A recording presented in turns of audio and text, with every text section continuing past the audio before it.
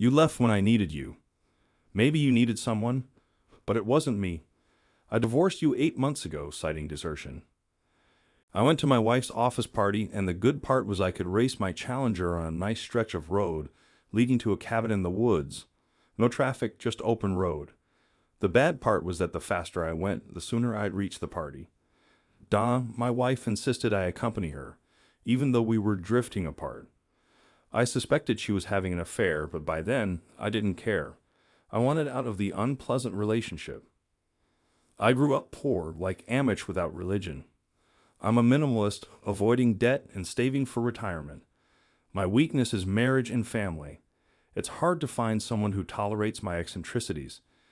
Donna, from a similar background, could tolerate my lifestyle, but over time she became less frugal. We adjusted to a more normal life with a practical house, better clothes, and smartphones.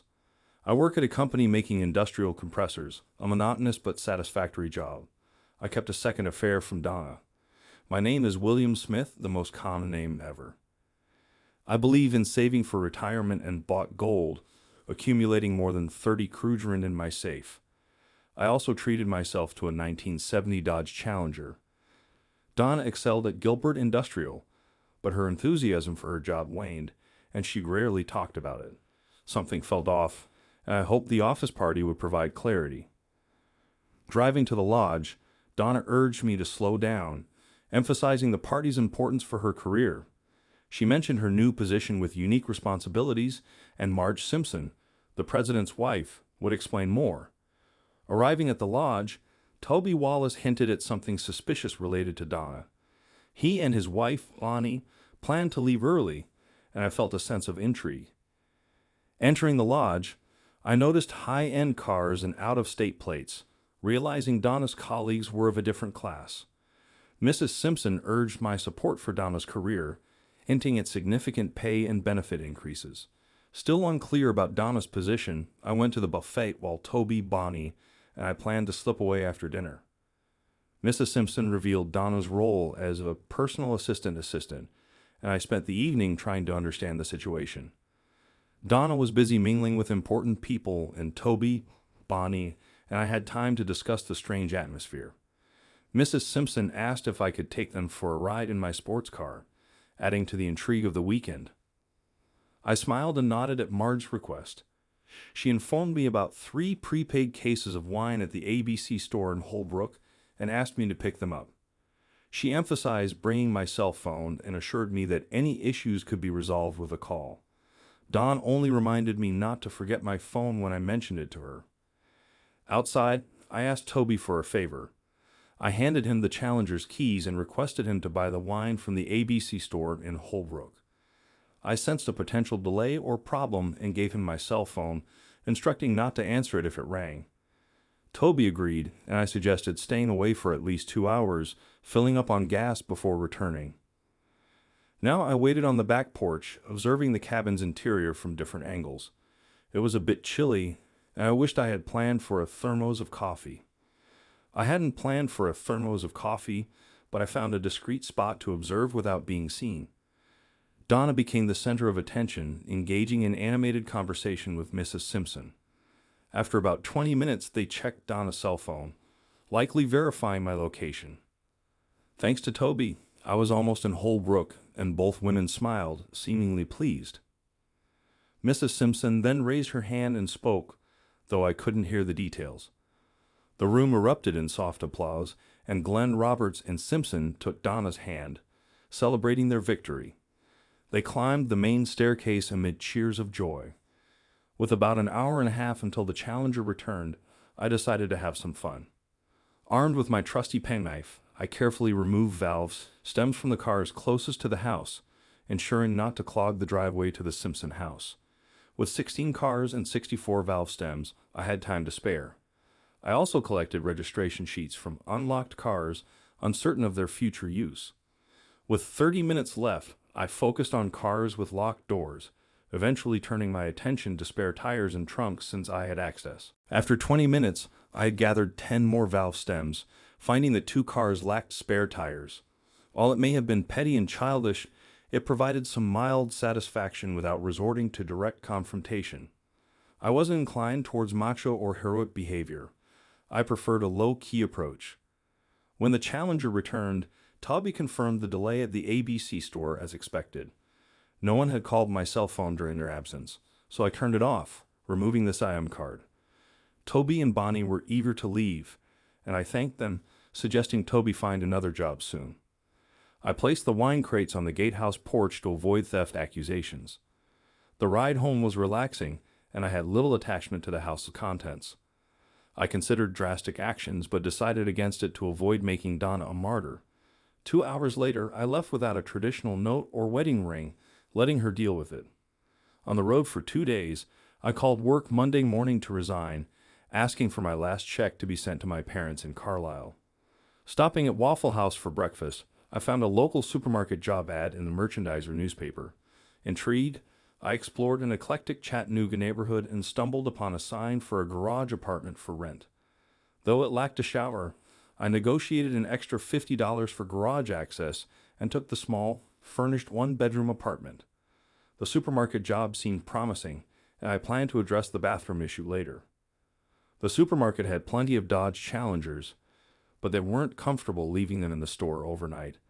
I explained my situation to the owner, offering to work without benefits and for $1 less than their desired pay. They accepted without asking for my social security number. The job was a 10-minute walk from my new apartment. After settling in, I canceled insurance policies and avoided dealing with banks or credit cards. Both daughters were married, making my departure easier. I informed my daughter Laura of my well-being, requesting her availability to assist her mother if needed. Laura knew about my departure, but Don hadn't shared details. I deleted calls from my wife, turned off my phone, and contemplated finding a safe place for my gold. Deciding on a safe deposit box in Huntsville, Alabama, I hoped to avoid a link to Chattanooga, though I was likely mistaken. The drive was almost 2 hours, and I secured the garage door with a new deadbolt and heavy-duty lock. Settling into the new job, I initially worked with a colleague for 3 nights before being left alone. For $20 a month, I got a Planet Fitness membership, solving my shower problem. I started work at 10:00 p.m., finishing at 6:00 a.m., followed by a jog or walk to the gym. Gradually, I incorporated exercise in my routine, spending almost 2 hours at the gym daily by the end of the first month. I spent almost 2 hours every day working out at the gym, feeling better and shedding some weight. My job was monotonous yet different, and the solitude suited me. The gym allowed me to choose exercises I liked and avoid others.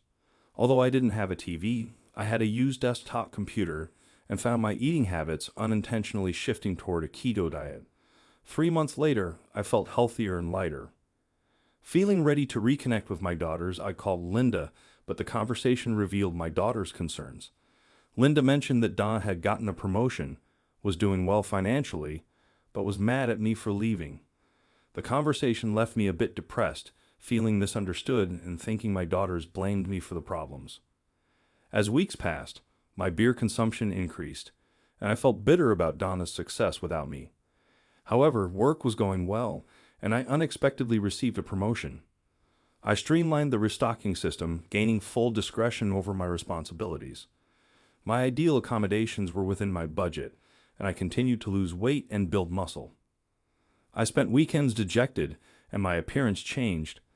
I stopped shaving, grew a full head of hair, and my workouts at the gym became easier and longer. Unintentionally, I made acquaintances, especially one unusual alliance with a woman named Harry. She wasn't very friendly with others, but we developed a connection. Despite the banter with others, I was cautious with women to avoid complications. Harry and I had an unusual alliance at the gym.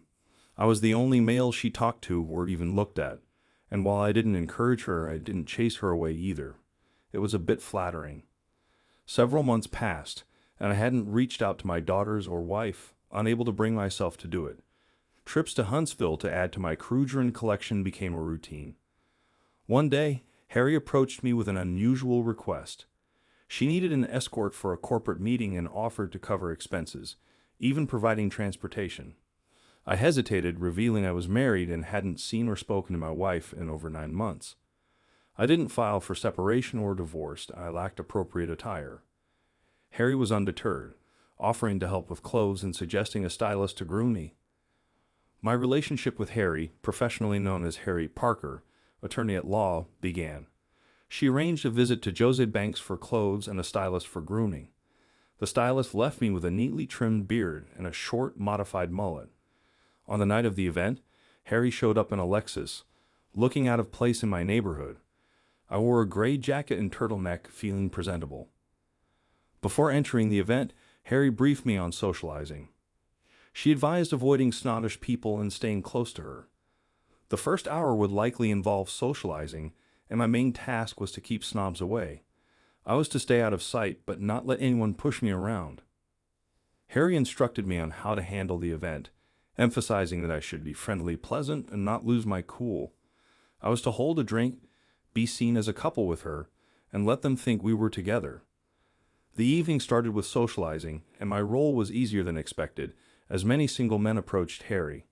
My job was to keep snobs away and stay close to her. We were served a disappointing meal, and when the opportunity arose, I discreetly led Harry out, escaping to Village Willie's for a satisfying meal. Despite the lack of intimacy, my time with Harry was pleasant, and we continued our gym relationship. 3 weeks later, she needed another escort, and I explained the situation to my boss, who found it amusing and granted me flexibility. The second event was similar, with more booze and unwanted attention from some guys. I confronted one obnoxious individual, surprising myself with newfound assertiveness. After the meeting, we went for sushi and ended up consuming $40 worth of sashimi. Harry caught me off guard by mentioning our engagement, which I found puzzling. I called Laura, but she knew little about Donna's whereabouts. Frustrated and fueled by alcohol, I mailed 74 valve stems to Glenn Simpson with a note, sarcastically thanking him for the fun evening at the party. The next day, I received a question from Harry about anyone present at the cabin that night. I gave her 12 car registration sheets with names and addresses. She was appreciative, kissed me on the cheek, and explained her role as a personal injury lawyer. Harry shared some positive news. 3 out of the 11 people being sued had settled. This was because the lawsuit was for $100,000, and the insurance companies advised them to pay to avoid a public lawsuit. The settlement was covered by their insurance, making it a reasonable choice for them. In the meantime, I had taken on a full-time position as an inventory manager for Nick Jack's Markets, overseeing all 3 units. The owners were serious about the role, but becoming a permanent employee required full legalization.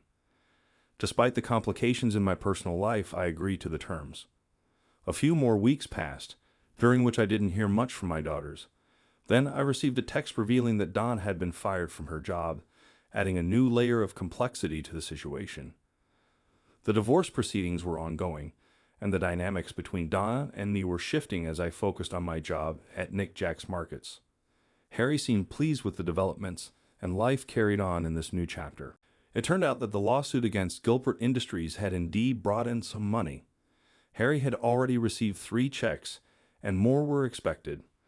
When I questioned if this had any connection to Donna getting fired, Harry affirmed it did. To tackle the divorce, Harry suggested we visit Donna, who had apparently already filed for divorce without informing me. Excited about the potential positive turn, I packed a bag, and Harry and I left early Thursday morning, checking into the Sharon Hotel. The following day, we had an awkward dinner with Dawn and my daughters. While the conversation was strained, it was not as traumatic as anticipated. The morning after, we had breakfast together, introducing Harry as my confidant and attorney. When Donna questioned what I'd been up to in the last few years, the atmosphere became tense. However, Harry skillfully diffused the situation by presenting Donna with a divorce petition, suggesting she consult her attorney. To everyone's surprise, Donna revealed she had already divorced me 8 months ago due to desertion. She left with a triumphant smile. Despite the unexpected turn of events, the meeting ended on a relatively positive note. The girls decided to stay for lunch, bonding over custard pie.